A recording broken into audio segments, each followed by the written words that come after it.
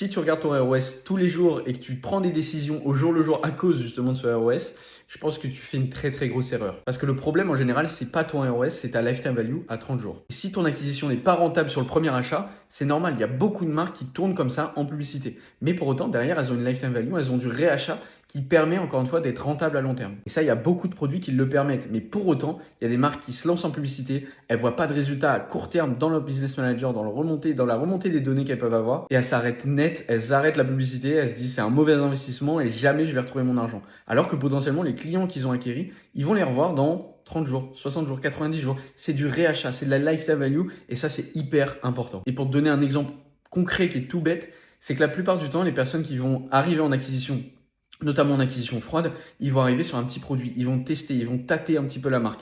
Dès qu'ils vont voir que c'est de la qualité, ils vont réacheter. Peu importe que ce soit du consommable dans la cosmétique, dans le complément ou dans le prêt-à-porter, ils vont consommer régulièrement puisque, encore une fois, ils vont s'attacher s'il y a un bon branding, il y a tout ce qu'il faut derrière. Peut-être aussi avec de l'email marketing, des SMS marketing, du post-achat, de la rétention en publicité. Bref, il y a énormément de choses à mettre en place pour compléter son acquisition froide. Mais ça peut être excellent, encore une fois, de faire de la publicité pour certaines marques sans pour autant avoir de la rentabilité à court terme en acquisition froide. Alors vérifie bien ta lifetime value et ne fais pas partie de ces marques qui ignorent la publicité à cause d'une mauvaise rentabilité à court terme.